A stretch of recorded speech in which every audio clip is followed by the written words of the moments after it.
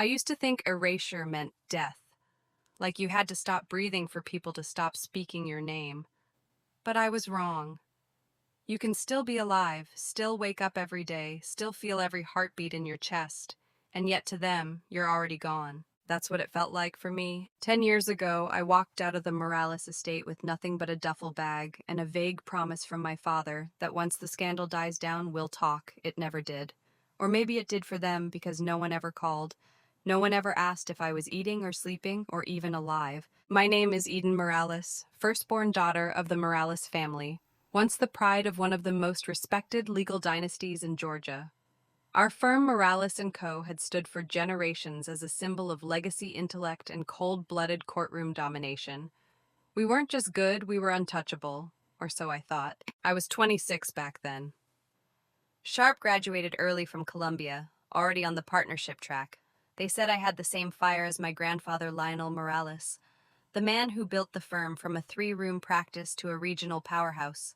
He used to call me Leo's shadow, but then came the audit. A missing $2 million from one of our high-profile estate settlements. All fingers pointed to me, my login, my desk, my access codes. I didn't do it, God. I wish I could explain how much I didn't do it. But I was young, naive, and most importantly, too loyal.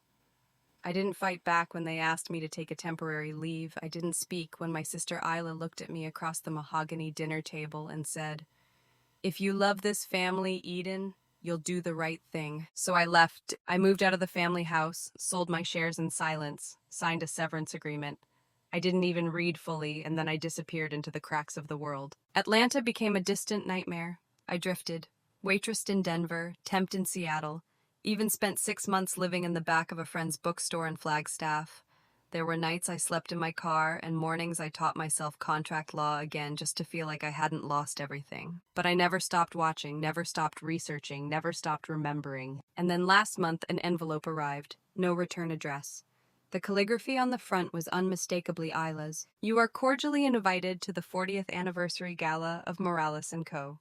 Please join us for an evening of legacy leadership and love." Legacy, leadership, love. I turned the card over. No mention of me. No sign that the woman who had once drafted their biggest defense arguments even existed. I Googled the firm, new branding, new website, smiling faces on the Our Partners page. Isla glowing in red. My brother Victor stone-faced and strategic, and between them, someone new. Casey Morales, daughter of James and Elena Morales, it read. Specializes in trust litigation, champion of family ethics. I blinked, scanned again. Daughter of James and Elena. That's my father. That's my mother. I clicked through to the press kit, Casey at ribbon cuttings, Casey at bar associations, Casey giving speeches about upholding the Morales legacy. And just like that, it hit me. They didn't just move on. They rewrote the story. I wasn't exiled. I was erased. In their eyes, I died the moment I walked out that door, and they had built a shrine to a false narrative ever since. For a moment, I laughed, the bitter kind of laugh that only betrayal can brew. And then I stood up, not in rage, not in desperation, but with purpose. Because I realized something that night. They thought I was gone. They thought they'd buried me in silence, but they forgot I'd been raised by Lionel Morales. And legacy. Legacy was never something you inherited. It was something you earned back. The moment I stepped off that plane in Atlanta, the air felt different. Heavier. Not because of the heat, but because of memory. Everything in this city whispered of a life I used to have, now conveniently cut out of family photos and speeches. I didn't stay in a hotel. That would have felt too temporary. I rented a quiet guest house near Grant Park, just far enough from the spotlight, but close enough to watch them. The plan was simple: observe, collect, and confirm what I already suspected. They hadn't just erased me from the public eye. They had rewritten my bloodline. The gala was 3 days away, but Morales & Co. was already buzzing news signs. Luxury cars outside the office tower, local press camped out for early interviews. I slipped in among the crowd with a press badge I borrowed from an old contact at the Atlanta Tribune. No one recognized me, not even the receptionist who had once baked me birthday cookies every June. They had trained themselves to forget me. Inside the firm's lobby was a shrine, a glass-encased display of Morales family artifacts, awards, black and white portraits, even my grandfather's signature gavel, and in the center a plaque that read, "Built on the shoulders of 3 visionary siblings, Victor Isla and Casey Morales." Casey, I clenched my fists. I had to see her up close. The next morning, I attended a community seminar hosted by the firm Protecting Family Legacy Through Ethical Trust Law, and there she was, 30, maybe polished Ivy League vibe. But something in her eyes artificial. She smiled for the crowd, but it didn't reach her gaze. We at Morales & Co. believe in generational integrity, she said. It's not just about law, it's about legacy, family truth. That was it. I nearly walked out right then. But I stayed. After the seminar, I approached her impressive talk. I said softly, "You really sound like you belong to the Morales line." She blinked. "Thank you. I was raised by them, so it's in my blood." She believed it. They had convinced her, too. That night, I drove to the edge of the old family estate.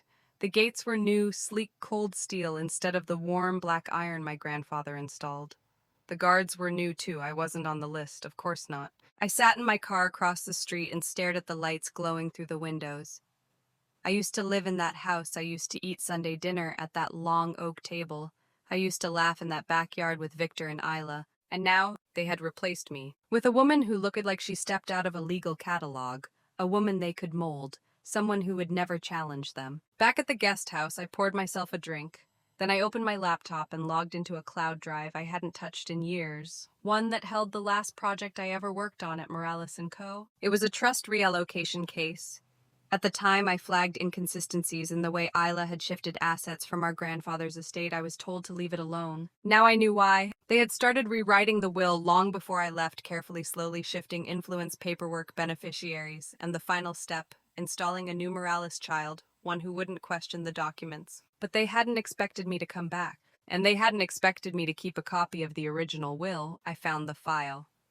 It was grainy, just a scanned image I'd emailed to myself at midnight 10 years ago, but it was there. And right next to it, a folder of emails between Isla and an unknown third party. Subject line suggested revision to Lionel's last testament. I opened it. The message was dated just 3 weeks before my exile. The email suggested removing me as sole heir and redistributing shares evenly among the 3 current Morales heirs. Only there were only 2 at the time, Victor, Isla. There was no Casey yet, not legally, not on any record, which meant Casey's legal adoption and name change had been timed after the will revisions. A false narrative, an orchestrated replacement, a fraudulent transfer of power. I felt the blood in my veins turn electric. It was never about the $3.2 million. That scandal was the smokescreen. The real move had been legacy theft, and they had played the long game expecting I would stay gone. But they underestimated one thing. I was still a Morales, and I still remembered how to fight like one. The thing about rebuilding yourself in silence is it's slow, painfully slow, like learning to walk again, except the floor keeps shifting beneath you. But I had time, 10 years of it. When I left Atlanta, I didn't just disappear into thin air, I disappeared into purpose. My first stop had been Denver, where I worked nights at a bar and days at a legal aid clinic. That's where I met Tasha Brinks, a disbarred but brilliant legal researcher who became both mentor and friend. She didn't ask why I never used my last name. She just taught me how to fight in the shadows. Then came Seattle. I took the bar again, this time under a different name. E.M. Calhoun. The initials were mine. The surname, borrowed from the street I was homeless on for 2 weeks. By the time I turned 34, I had passed 3 state bars, published 2 anonymous legal essays, and quietly joined a boutique law firm specializing in estate disputes. No press releases, no LinkedIn page, just results. Quiet, clean victories. But I kept watching Atlanta, kept saving files.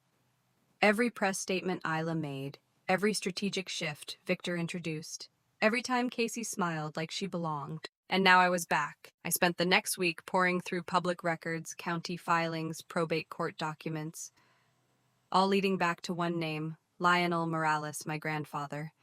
His original will, filed in 2007, clearly stated that his entire estate would pass to me as the eldest grandchild in recognition of her stewardship and merit. No mention of Casey, no clauses about reassignment, nothing. Yet the Morales Foundation website listed Casey as the direct spiritual and financial heir to Lionel Morales. It was a lie dressed in silk, but lies, no matter how elegant, unravel under the right scrutiny. I needed help, but only from someone who wouldn't betray me, so I called Mr. Elias Telles. He was my grandfather's closest confidant. A retired judge turned estate advisor, now living on a vineyard an hour outside the city, he answered after the second ring. Eden, he said, his voice tight with disbelief. Is it really you? I need to talk, I said, about Lionel, about the will, about what Isla and Victor did. He paused, then come tomorrow, don't be late. His house smelled like old leather and freshly crushed grapes. I knew something wasn't right, he muttered, pouring me tea.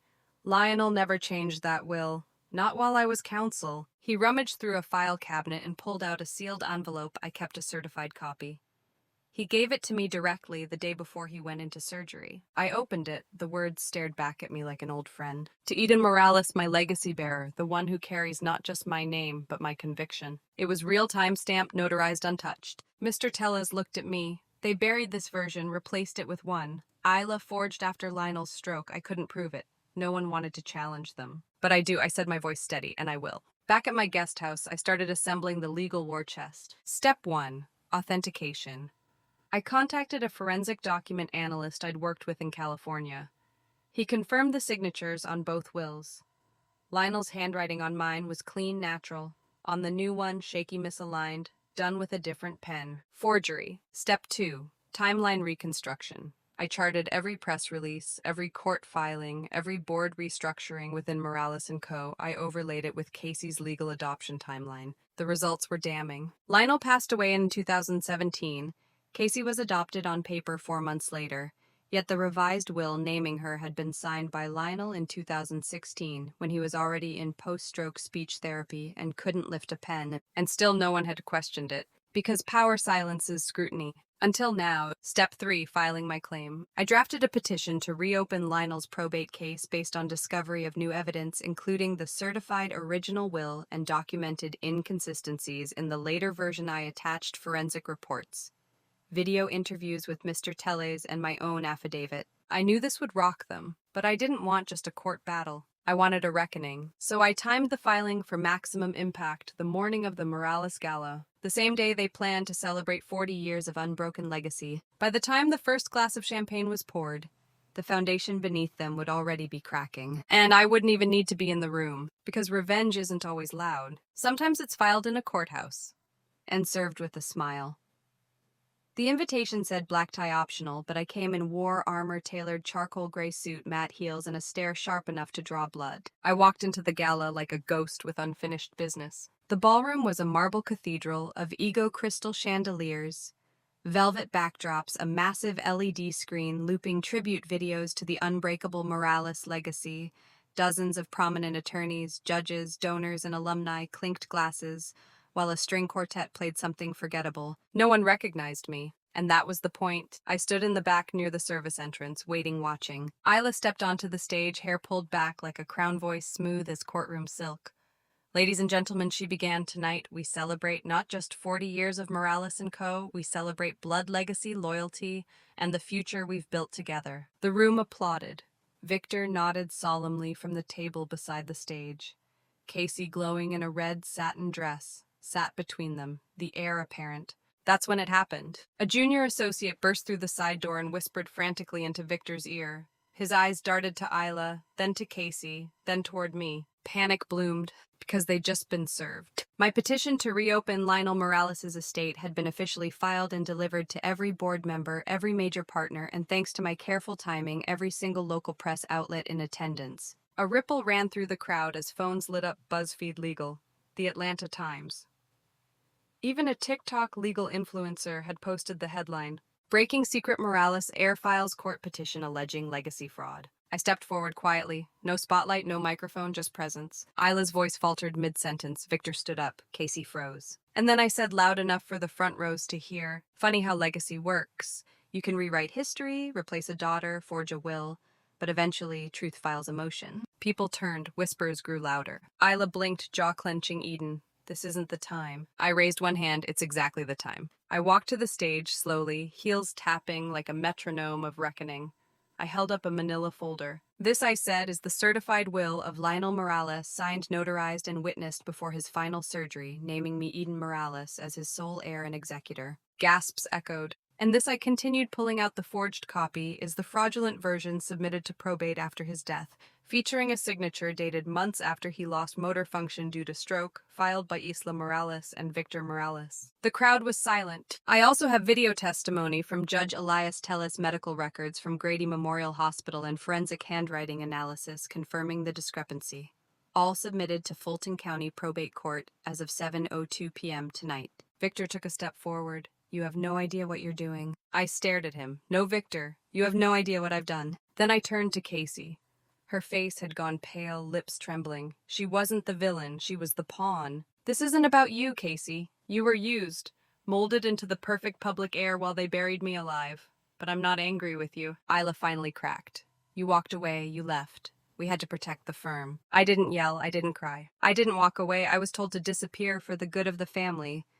And then you replaced me. Not because I failed you, but because I was harder to control than a paper doll with your name on it. The silence was deeper than I imagined, heavy damning, and then Flash's cameras phones held high. This wasn't just a legal maneuver anymore. It was public history correcting itself. Someone in the back whispered, "She's the real heir." Someone else murmured, "That's the original will." The floodgate opened. A former partner stood up. If this is true, the board was complicit in legacy fraud. A young associate followed. Does this mean Isla and Victor could be disbarred? I didn't need to say more. The court of public opinion had convened and judgment had begun. I turned and left, slipping back into the shadows exactly where they thought I belonged. Only this time I wasn't forgotten. I was remembered, documented, legally restored. And the Morales name would never again be spoken without mine. The day after the gala, the Morales name was all over the news, just not for the reasons they expected. Legacy war at Morales & Co. Real heir surfaces after a decade of silence, forgery allegations shake founding law dynasty. And my name, Eden Morales, no longer forgotten, no longer erased. But the strangest part wasn't the noise, it was the quiet. No phone call from Isla, no statement from Victor, just silence and shame. My attorney called me 3 days later. "They're offering settlement," she said. "Full recognition as heir, public correction of the record, and your choice, either rejoin the firm or take the estate and walk." I didn't hesitate. I walk, because some things aren't worth returning to. They wanted me to come back, smile for the cameras, pretend like 10 years of betrayal could be mopped up with a press release, but I wasn't here to fit in anymore. I was here to build something of my own. The estate transfer was finalized on a rainy Tuesday. I stood on the front steps of the Morales family mansion, the same house I was cast out of 10 years ago, and signed the deed into my name. The guards didn't even look at me this time. They just nodded. I didn't move in. I never planned to. Instead, I walked room to room for one final tour. The dining room still held the echo of Isla's voice telling me to do the right thing. The hallway still smelled like my mother's perfume. The library still had my grandfather's chair. I sat in it one last time, not for nostalgia, but for closure. Then I locked the front door behind me and handed the keys to my contractor. Demolish it every inch and build something that actually helps people. He blinked. What kind of help? I smiled. Scholarships, internships, legal aid. For kids who have no family to fight for them. Because legacy isn't marble floors and stained glass. It's what you do with what was taken from you. 6 months later, the Lionel Foundation for Legal Equity opened on that very land. The first cohort included 12 students, 8 from foster care, 3 from juvenile programs, 1 formerly incarcerated teen who wrote the most brilliant argument I've ever read about redemption. They called me Ms. Morales. I told them, call me Eden. As for Isla and Victor, they resigned quietly. Morales & Co. was forced to restructure and split. Casey vanished from the public eye. I heard she moved to Oregon. I don't hate her. Not anymore. She was a symbol. I broke the symbol. That was enough. 1 week after the center opened, I got a letter in the mail. No return address. Inside was a torn photo, one of the original Morales family portraits, the one they had once edited me out of. Except now it was restored. My face smiling beside Lionel, a yellow post-it attached. "You never needed us to validate your name. You already earned it." I don't know who sent it. Maybe Tellez, maybe my mother, maybe even Casey. But it didn't matter, because I no longer needed proof. I had the legacy, I had the truth, and finally I had peace.